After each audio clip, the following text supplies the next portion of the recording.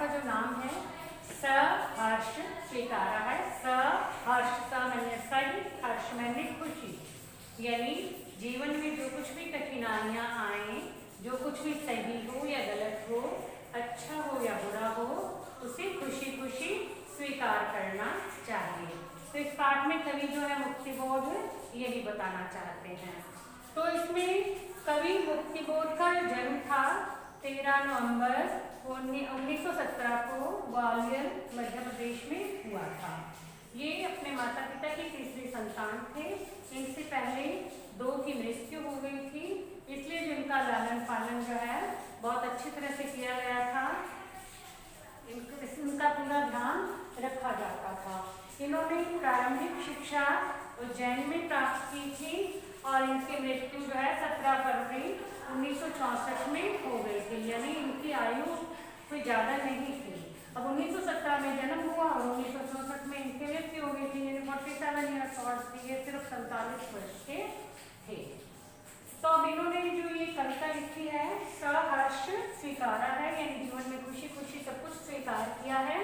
तो इसमें पहला इन्होंने पॉइंट बताया था कि अनुभव की व्यंजना। कवि बताते हैं कि उनके जीवन में बड़ी गरीबी है, लेकिन उन्हें अपनी गरीबी से दुख नहीं होता, बल्कि उन्हें अपनी गरीबी पर भी गर्व है। उनके गंभीर अनुभव है और उन्हें उनमें विचार वैभव की शक्ति है, मतलब उनके अपने मन के जो भाव हैं या मन के जो विचार हैं वही वो अपनी कविताओं में लिखते हैं। और जीवन में जो कुछ भी कठिनाइयाँ आई हैं उन सबको उन्होंने खुशी खुशी स्वीकार किया है।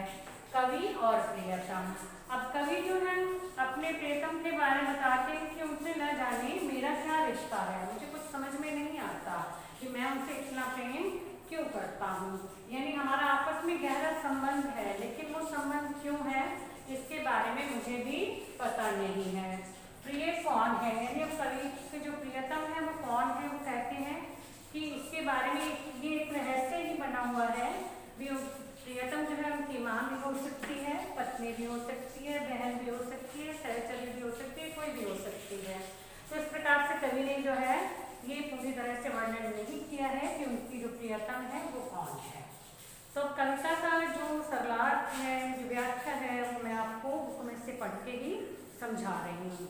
तो अब क्या कहते हैं कवि फर्स्ट पद्यांश में, जिंदगी में जो कुछ है, जो भी है, सहर्ष स्वीकारा है। क्या कहते हैं कवि अपने प्रियतम को संबोधित करते हुए ये बताते हैं कि मेरी जिंदगी में मैंने जो कुछ भी प्राप्त किया है, जो भी अच्छा या बुरा, सही या गलत, जीवन में सुख आया या दुख आया, जो कुछ भी है, मैंने उस सब को खुशी खुशी स्वीकार किया है, इसलिए कि जो कुछ भी मेरा है वह तुम्हें प्यारा है। वो सब क्यों स्वीकार कर लिया उन्होंने खुशी खुशी से, क्योंकि वो कहते हैं कि जो कुछ मेरे पास है वो सब मेरे प्रियतम का ही दिया हुआ है, वो उससे जो है उसे बड़ी प्रसन्नता मिलती है, इसलिए मैं वो सब कुछ खुशी खुशी स्वीकार कर लेता हूँ। गर्वीली गरीबी है ये गंभीर अनुभव। अब वो क्या कहते हैं कवि कि उन्हें जो अपनी गरीबी पर भी गर्व है। जो कहते हैं ना कि तो गरीबी आ जाएगी, व्यक्ति गरीब हो जाता है तो बहुत दुखी हो जाता है, लेकिन नहीं, उन्हें उस पर भी गर्व है। ये गंभीर अनुभव सब, वो कहते हैं कि उन्हें जीवन में बड़े गंभीर अनुभव प्राप्त हुए हैं। यह विचार वैभव सब, उनके पास विभिन्न प्रकार के विचारों की संपत्ति है, यानी उनके हृदय में विभिन्न प्रकार के विचार उठते हैं, भाव उठते हैं, जिन्हें वो अपनी कविताओं में प्रकट करते हैं। दृढ़ता यह भीतर की सरिता, यह अभिनव सब मौलिक है, मौलिक है। दृढ़ता यह, यानी उनके जो इरादे हैं वो मजबूत हैं।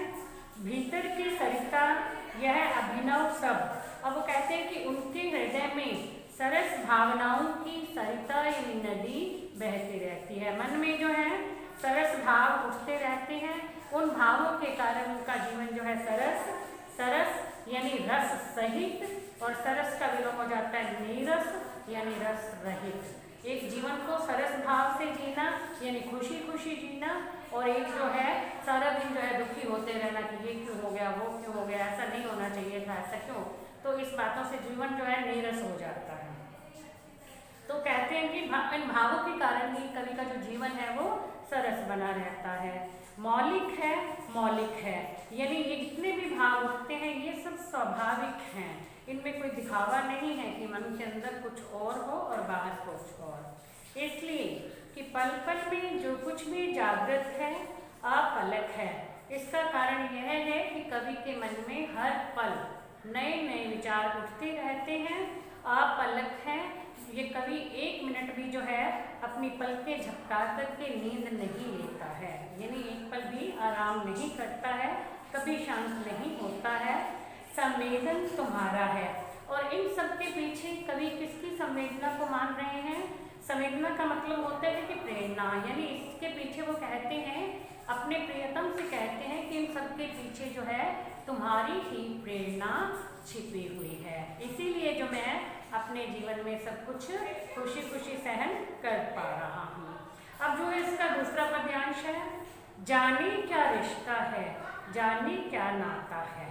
अब कवि कहते हैं कि मैं अपने प्रियतम को बहुत प्रेम करता हूँ, अब और मैं जो है ये समझने में असमर्थ हूँ कि मैं उससे क्यों प्रेम करता हूँ, मेरे उसके साथ क्या संबंध है, मेरा उससे क्या रिश्ता है।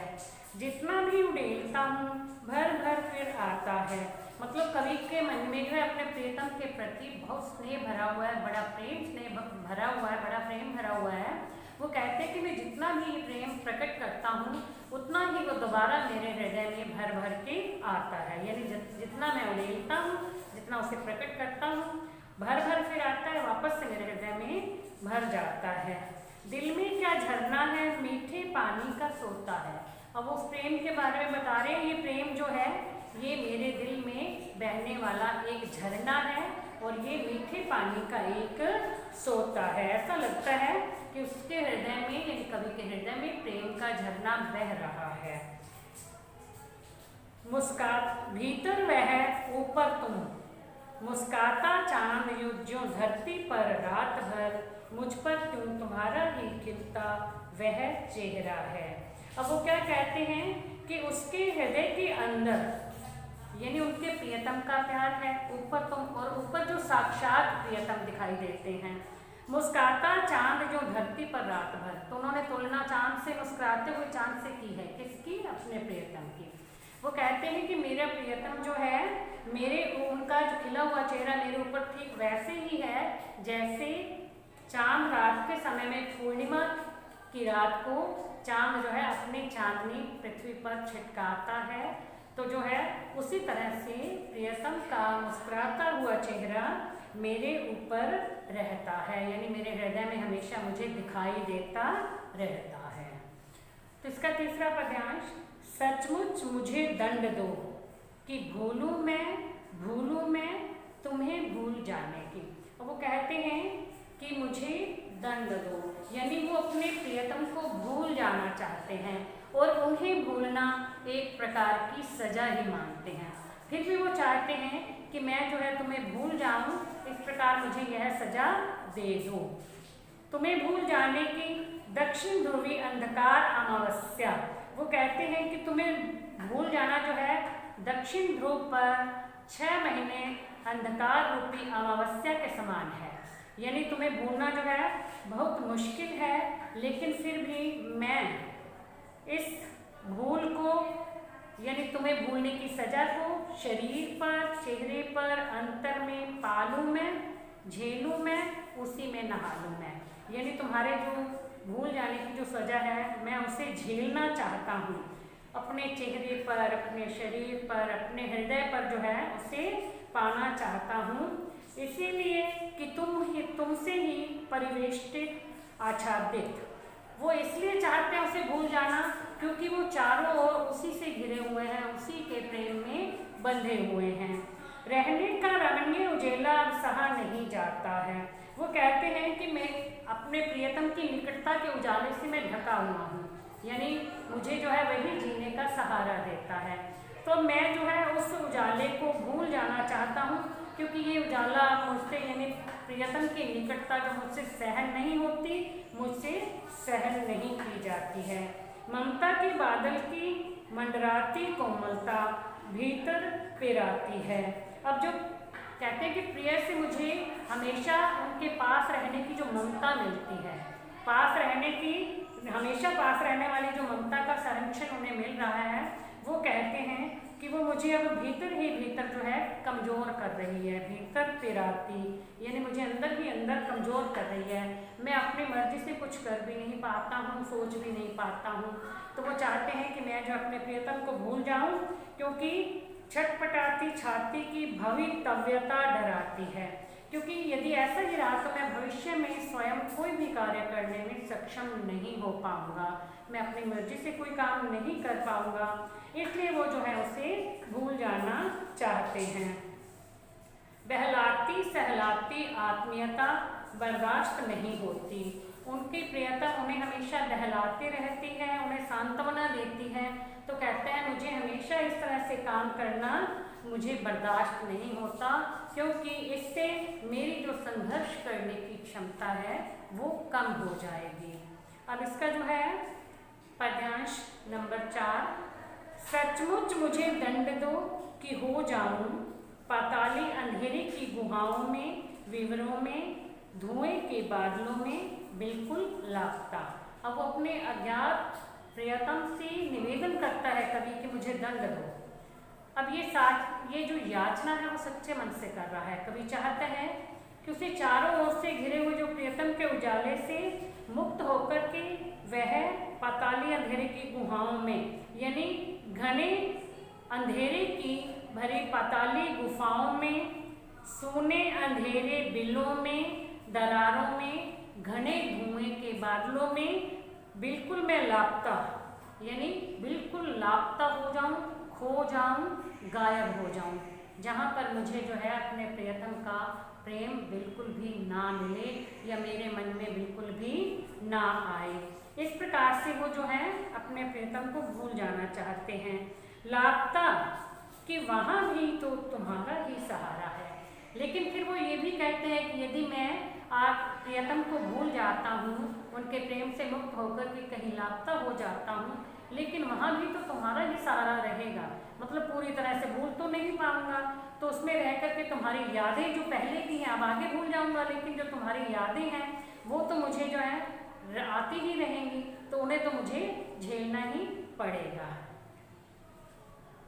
या मेरा जो होता सा लगता है, होता सा संभव है, सभी वह तुम्हारे ही कारण के कार्यों का घेरा है, कार्यों का वैभव है। कवि क्या कहते हैं कि जो कुछ भी मेरा है, मुझे लगता है कि ये मैं खुद कर रहा हूँ, या ऐसा लगता है कि होने की संभावना है, मेरे जीवन में जो कुछ भी है वो सब क्या है, वो तुम्हारे ही जीवन के किए गए कार्य हैं। मतलब जो तुम करते हो वही सब कुछ मैं कर रहा हूँ। जिन कामों के लिए मैं जाना चाहता हूँ, जिन कामों को मैं करना चाहता हूँ, और उन सब कामों की प्रेरणा किससे मिली है, उसकी प्रेरणा प्रियतम से ही मिली है। अब तक तो जिंदगी में जो कुछ था, जो कुछ है, सहर्ष स्वीकारा है। अब वो कहते हैं कि अब तक मेरी जिंदगी में जो कुछ भी हुआ है, यानी पहले जो कुछ हो चुका है या जो कुछ मेरे पास है, अब है, वो सब मैंने बड़ी खुशी खुशी से स्वीकार किया है। क्यों? इसलिए कि जो कुछ भी मेरा है वह तुम्हें प्यारा है, क्योंकि वो हर एक जो उपलब्धि है, चाहे वो अच्छी है या बुरी है, सही है या गलत है, वो सब उसकी प्रियतम को प्यारी है। इसलिए जो है वो कहता है उन सब उपलब्धियों के पीछे हाथ किसका है, उसके प्रियतम का है। अब उसका प्रियतम है कौन, ये मैंने आपको पहले भी बताया था। इसमें ये एक रहस्य भी है, वो प्रियतम उसकी माँ, पत्नी, बहन, सहचरी या कोई भी हो सकती है, इसके बारे में उन्होंने वर्णन नहीं किया है। तो अब जो ये पद्यांशों की व्याख्या जो है मैंने आज आपको समझा दी है, तो इसके बाद जो इसके प्रश्न उत्तर होंगे वो मैं आपको नेक्स्ट वीडियो में करवाऊंगी। ठीक है, धन्यवाद।